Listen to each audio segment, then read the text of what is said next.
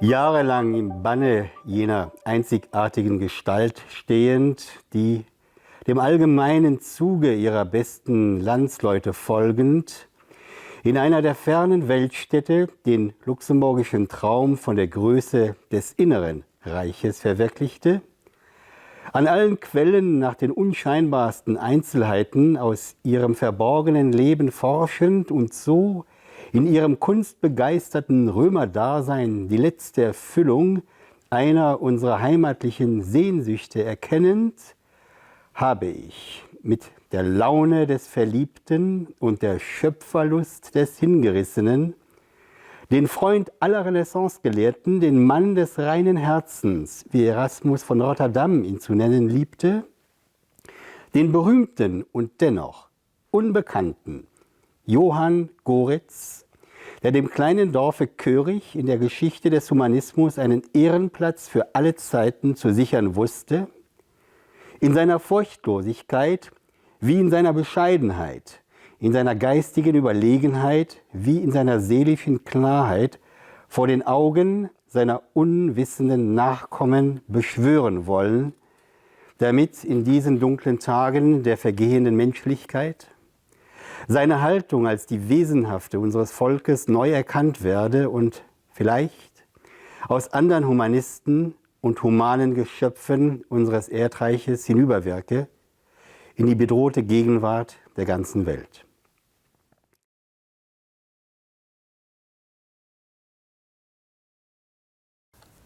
Coritianer, wie se am Fréier bei Les Ballettres erschenkt sinn, stellen en latengesch Bierger aus der Renaissance fir. Den Opdrachtgeber, seg Zeit as ein Entourage, Gedichtsammlungen sech an Dichter, déi das Gedichter geschriven hunn. Wéi den meeschten Autoren, déi vun Wirke aus der Zeit handeln, waren mir net nëmmen eng Iwersetzung an das schon gesot gin eng Eichtiwersetzung mat dem Kommentar wichtech, mir och kontextualiseieren. Weil nëmme so Ziel, sondern Zweck, wann so wöl vom Wirk sichtbarget. An enger ausfeierlicher Introduktion präsentiert mein Erbisch diesen zeitlichen, kulturellen, religiösen an literarischen Kontext, während die Einzeldichte auch an einem prosopografischen Index abgelöscht sind. Aber was sind dann laut Coritianer? Und für was immer die Mehrzahl? Es handelt sich um eine Sammlung von knapp 400 lateinische Gedichter, die griechisch sind außer als Randnotiz an enger von den ältesten Handschriften der Halle blieben, geschrieben von ca. 120 verschiedenen Autoren, die dem Lützebäuer Johann Goritz, alias Janus Coritius, alias Jean Foucault, wie wir schon nennen, gewidmet sind. Von deels ganz kurzer Gelegenheitsdichtung bis zu langen Hymnen finden an den Coritianer bald alles. Me wie en Gelegenheitsdichtung seht, geht von enger Gelegenheit aus. An noch Hymnen, se Hymnen op eng Person, an diesem Fall ob eng hellisch. Und da sind wir auch schon bei der Sache. Denn Jean Foucault, nachdem es hier im 1497 als Kleriker auf die römische Kurie gegangen ist, wo hier einer 6 Päpst bis 1527 als Protonotarius Apostolicus, also als ein Hauptsekretär oder Hauptschreiber von der Sacra Rota Romana aktiv ist, dezidiert den 13. Dezember 1510 zum Summen mit den Augustiner vom Campo Marzio ein Altar an ihrer Kirche, unweit der heutigen Piazza Navona, zu errichten.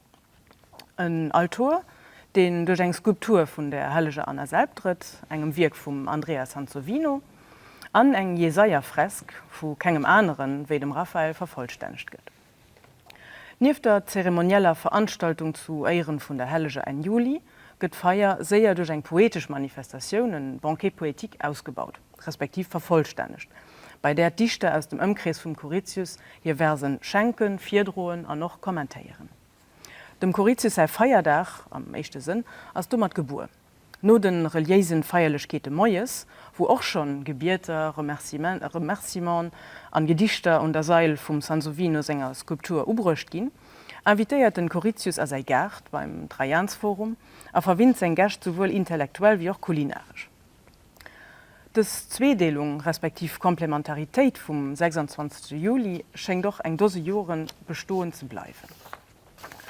So kündet, dass die meisten Dichter von den Coritianer hier Versen sowohl um den Coritius als weltlichen Widmungsempfänger wie auch und die hellisch Anna selbtritt als spirituell Inspirationsquell richten, wat den ersten Deel vom Ouverturesgedicht ënnerstreicht. D'Ouverturesgedicht ent also vom Accorsi, Exhortation à Coricius. Les poètes qui chantent Coricius, qui célèbrent les volontés divines dans leurs vers sacrés, et rivalisent ainsi par un effort sublime afin d'offrir un cadeau au vieil Coricius, méritent bien plus d'être élevés au rang des dieux d'en haut par l'éloge de leur génie que celui qui amena les pénates phrygiens et aînés en fuite à des rives bienheureuses pour devenir obéissants en cela au destin. Jupiter indigète. Plus que celui qui a porté au ciel le petit-fils Éaque et l'homme d'Ithaque à qui, dans ses éloges, a permis aux mortels de voir les dieux d'en haut par une inspiration divine. Car les poètes qui disent vrai ne représentent pas des hommes qui si souvent croupissent par terre ou agissent poussés par l'ivresse. Ne les accable-t-il pas non plus de marques infamantes, d'actions honteuses, de sautes d'humeur ou de crimes? Il n'exagère rien, ne s'arrête pas à décrire des détails. Et pourtant, à tel point, en leur temps, ils représentent et dominent les goûts. La piété d'Auguste écarta l'un des flammes sans appel, tandis que d'autres réparent le tissu déchiré de l'autre, et par l'obèle le rendent immortel pour que les muses grecques aussi aient, elles aussi, leur lumière. Mais vous, las, les poètes, à qui échut une époque dure, une stagnation malchanceuse vous accable, et Coricius vous refuse encore la renommée demandée, et dérobe le profit par des ombres. Et ô grand homme, incorrigible, tu caches par-devers toi un si grand affront et permets que des statues sculptées si laborieusement par la statue de l'artiste restent cachées, alors qu'elles semblent descendues des sphères éthérées. Et quand, tout à fait pur, tu redoutes les reproches de toutes sortes de la foule, par peur, Coricius, tu écartes de leurs honneurs mérités les chants rassemblés jadis par d'augustes poètes qui rivalisent entre eux, et par une résistance taciturne, tu accumules du retard. Regarde, quel grand monument d'hommes périssent si toi-même tu manques de courage. Eisen Jean Foucault geht also hei Verglach mam Aeneas, grënner Pap vun de Remer, Rien de moi, kann ich so. Als ein durch und durch fromme Mensch, den einerseits den glewischen Verehrungen von den richtigen Göttern ermöglicht, an andererseits den engagierten Dichter eine eherbar Plattform für hier willentlich klassisch Verse gehen wird. Das aber effektiv eng dose Joren zwischen der Weihung an Abweihung von Altor, Skulptur, Fresk an Widmungsinschrift den 26. Juli 1512 an dem Erschenken von der Editio Princeps, also der ersten Edition von den Corinzianer am Jahr 1524 leihen, hat Dichter nicht davon aufgehalten, Versen zu schreiben. Au contraire. Wie das den Mäzen all Jahr zu religiösem und literarischem Zusammensinn invitiert wird, sie vielleicht gerade dadurch auch so viel Gedichte zustande kommen, den Haut als denkwürdige Sammlung von der Renaissance-Literatur entdeckt. Wann noch den Accorsi dem Coricius hauptsächlich fehlenden Mut für die Publikationen erstellt, so kann ihn auch davon ausgehen, dass also Lützebäuer besonders, was dem Meino bei 1527 geht, mit Ausländer und Freundlichkeit konfrontiert gehen ist. Und das, ob schon Membern vom päpstlichen Gerichtswesen äußerst international waren. Fest steht aber, dass dem Coricius sein alljährlichen Rendezvous für vielen Hommes de Lettres als Chance angesehen ist, für hier können einen Beweis zu stellen, an sich am klerikalen, an literarischen römischen Milieu einen Numm als Dichter zu machen. Immerhin ist den Coricius sogar als Pilier de l'Académie romaine besungen, an sein Cercle littéraire als kulturelle Referenz angesehen gehen, schon die Zeit.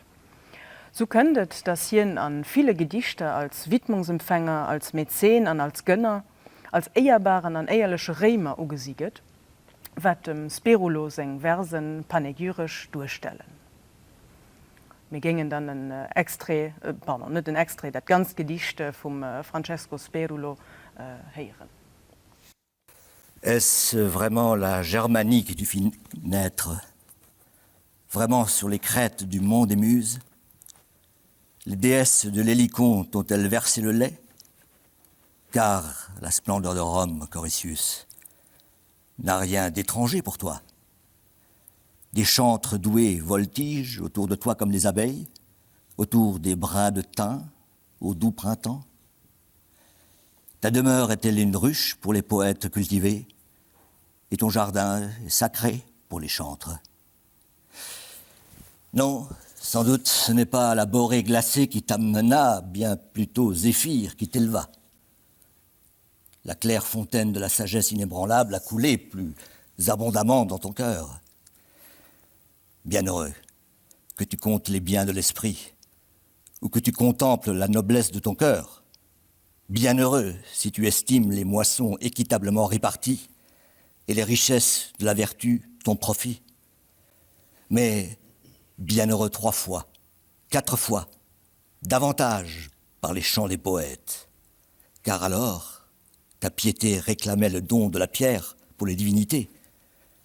L'art donna une expression divine à la pierre, et ainsi, grâce au délire prophétique des chantres ausoniens, on veilla à ce que ta piété, que l'artiste, que même l'œuvre vivent.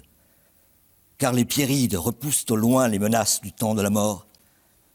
Pourquoi donc des écrits impérissables restent-ils cachés? Pourquoi ne volent-ils pas dûment à travers les bouches des hommes? Pourquoi retiens-tu la renommée, toi que les lards, loin d'ici, applaudissent même des confins de la terre?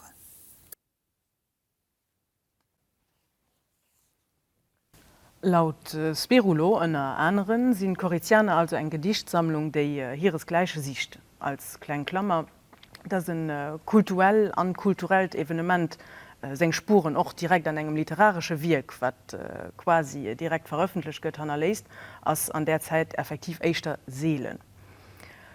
Aber auch Diversitéit an Qualitéit vun den Beiträg sinn impressionant, so dats den Verglach vum Coricius engem Domain, mat engem Beiestack, an senger Weisheet, mat enger Inspirationsquell durchaus sinn mischt.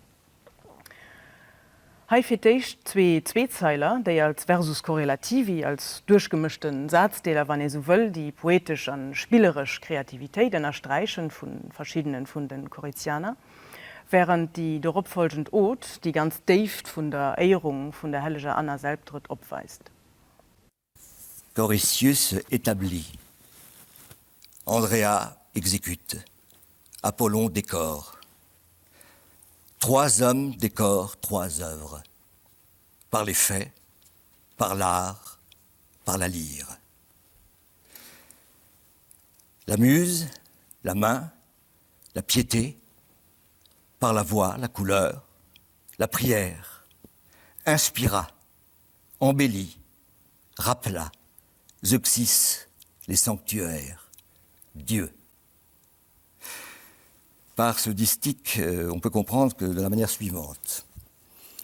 La muse inspira Zeuxis par la voix, la main embellit les sanctuaires par la couleur, la piété rappela Dieu pour la prière.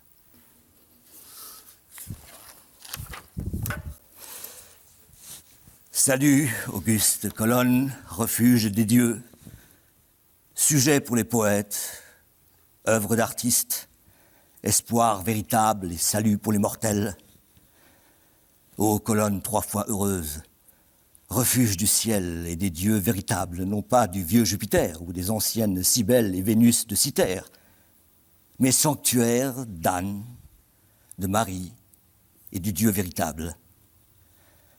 Toi, bien que tu sois tout entière en pierre tiburtine et que Luna seulement brille à travers tes statues, tu es plus fortunée et plus heureuse, puissante par ce culte, ces vers et ces dieux d'en haut, que si tu avais transformé en dieux menteurs de vieux marbres phrygiens et africains. Plus fortunée, dis-je, et plus heureuse que si Rhodes s'enflait de ta forme, ou si tu surpassais Jupiter et Léa, ou le Kératone, et tout ce que la vieille renommée nous a rapporté. Ici, en plus du fait que l'art et la pierre sont brillants, ils s'illustrent, rapportés par des sons grandioses des poètes. Mais celle-là parle des faux dieux, ceux-ci des vrais. Là, c'est la matière qui brille, ici, la piété. Voici, ô anciens, voici des monuments de bien. Voici les meilleures victimes, contraires à celles qu'acquit votre sang et le sang des ennemis. Victimes pesées pour le peuple, le temple de Jupiter férétrien. Voici un endroit meilleur pour établir les dépouilles, les tablettes dont le vœu a été exaucé, et tant d'épigrammes d'hommes savants qu'une pieure lyre l'accompagna. Mais toi, Coricius, qui a attiré les talents et l'expertise des poètes et des artistes, et qui donne ces statues si célèbres comme un cadeau personnel, que les dieux te protègent en faisant un cadeau éternel. Qu'ainsi, toi, comme tu l'as mérité, tu vives sain et sauf pour l'éternité. Qu'alors, par une vieillesse légère, tu surpasses Nestor, que tu surpasses déjà en initiative. Qu'ainsi de chastes prières d'hommes viennent parler de toi, ici. Corinthianer sind so von vielen Dichter sowohl als Ausdruck von ihrem Glauben, dem Richtigen, am Gegensatz zum Polytheismus von den alle Griechen und Römer, als auch als Beweis dafür, dass Literatur nicht mit den Klassikern gestorben ist, geschrieben ging. So man das auch den Vergleich mit eben diesen Klassiker auf religiösem und literarischem Niveau omnipräsent an der Gedichte, was mich als à la base klassischen Latinist natürlich interessiert und immer nicht gefordert wird. Dichter gesinn demno am Coricius engem Evenement déi Gelegenheet fir hier poetisch Können ënner Beweis zu stellen, an net zu verstoppen, dass sie hier Klassiker beherrschen. Zu engem neue Sujet Verse schreiben, ass dann auch net synonym mat enger neue Ausdrucksweis. Am Gegendeel. Die klassische Dichtung gëtt hauptsächlich zwar formell an stilistisch, aber auch inhaltlich gebraucht fir méi Aufmerksamkeit zu suchen. Für der Renaissance am strengste Sinn vom Wort gerecht zu gehen, d'autant plus Dichter keine homogene Origine haben. Wie den Coricius auch, sind viel von ihnen nämlich nicht gebürtig von Rom. Fanden aber am Coricius an dem, was hier durch sein Feierdach durchstellt, das ideale Motiv für ihrem Glauben an ihrem Literaturbewusstsein Ausdruck zu gehen. Hier ein mit klassischen Allusionen durchwirkend episch Gedicht von Giano Vitali, den sein spirituelle Reis als konkret Irrfahrt mit sicherem Ankommen zu Rom bei der Hellige Anna Selbtritt durchstellt. Gedicht 189 vom Giano Vitali als eine Avocation religieuse, ein ex voto, wann ihn so will.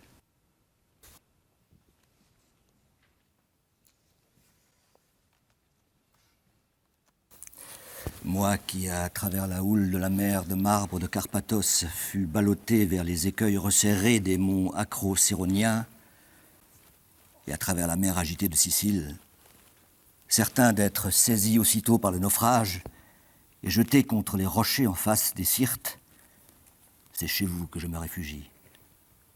Astre brillant, Jésus, Anne et Marie, ô divinités du Coricius.